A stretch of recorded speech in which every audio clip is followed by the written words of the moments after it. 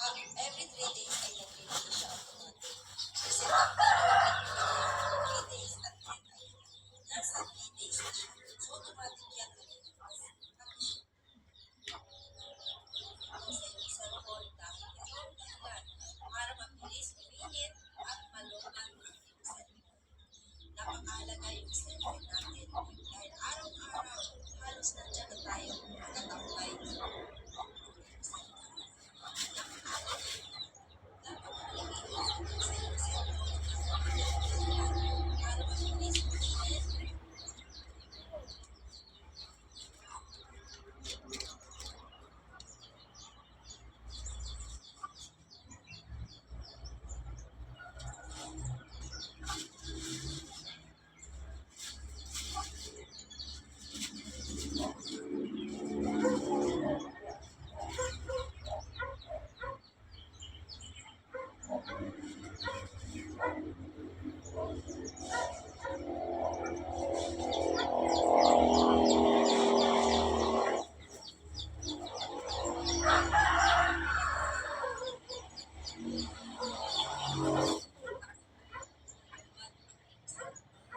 napakahalaga yung cellphone.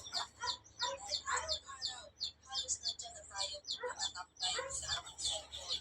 Bakit yung problema lagi, mabilis malobat, o mainit pa, ay merong paraan at hindi yan mangyayari. Ito ay hindi alam ng mga karamihan. Alam na siguro ng iba, pero sabi ko nga sa mga hindi pa nakakaalam, at para ito ay makatulong sa inyo at hindi na kayo problema dyan sa lagi nalulubat ninyong cellphone na dati ay yan din ang problema mo nung hindi ko pa ito alam. Maraming settings na pwede tayong gawin at isa ito sa pwede natin gawin. Kaya sa mga hindi pa nakakalam sa paraan na ito, eto na para sa inyo para magawa ninyo ito sa inyong mga settings sa inyong cellphone. Kaya sundan nyo lamang ito tapusin para masundan nyo talaga.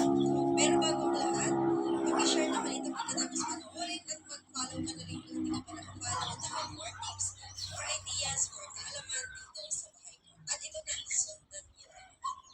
Pumunta lamang kayo dyan sa settings ng inyong cellphone, dyan sa inyong mga screen, i-click nyo yan. And then pagkatapos, makikita nyo ito. I-click ninyo ito, yan.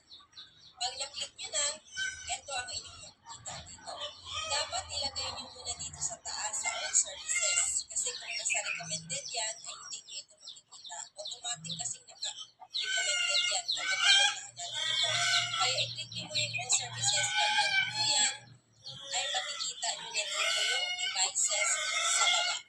Ngayon, pag nakita nyo na yung devices, i-click nyo. Ito ay dapat naka-turn off. Sa akin kasi dati naka-turn on. Kaya mabilis malobat